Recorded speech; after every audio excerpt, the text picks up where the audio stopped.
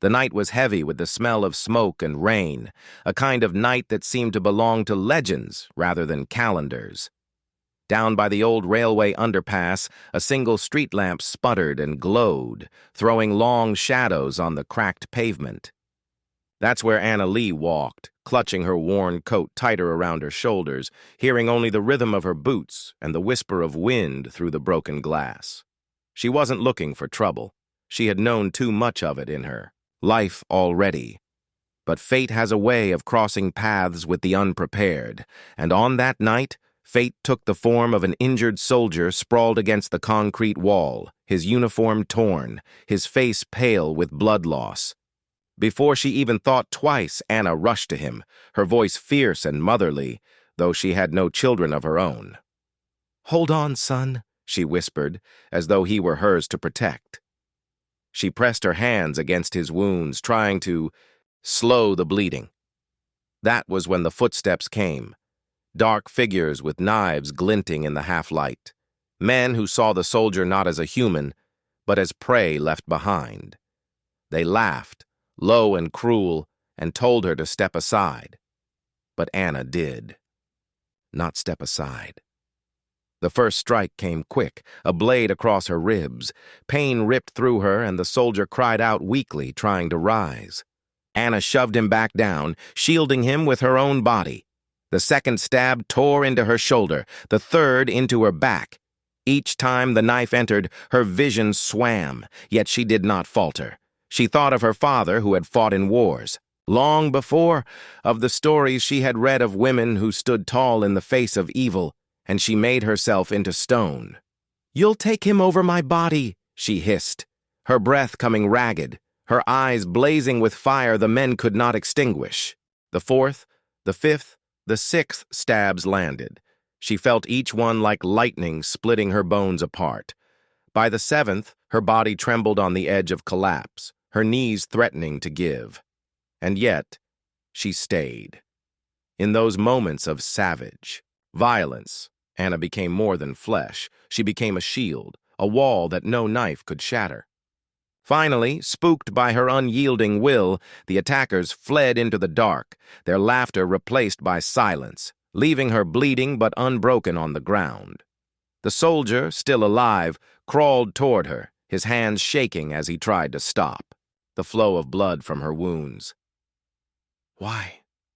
Why would you do this?" he whispered, tears streaking the grime on his cheeks. Anna, her lips pale, gave him a faint smile. "Because someone has to stand when the world falls apart."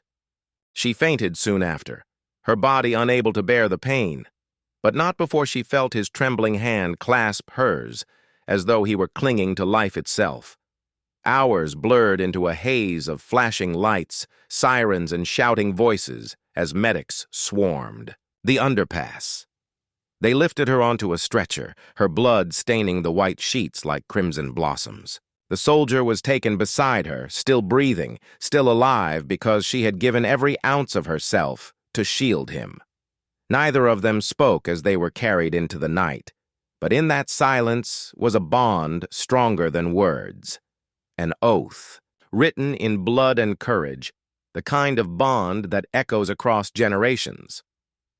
When morning came, Anna awoke in her small home, her body bandaged, her skin burning with pain, her mind clouded with fragments of the night before.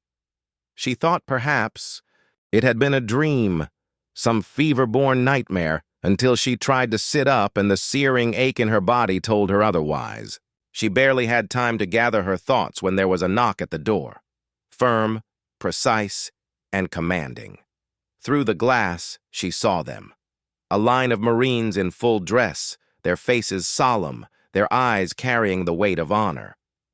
When she opened the door, they did not speak at first. They saluted her.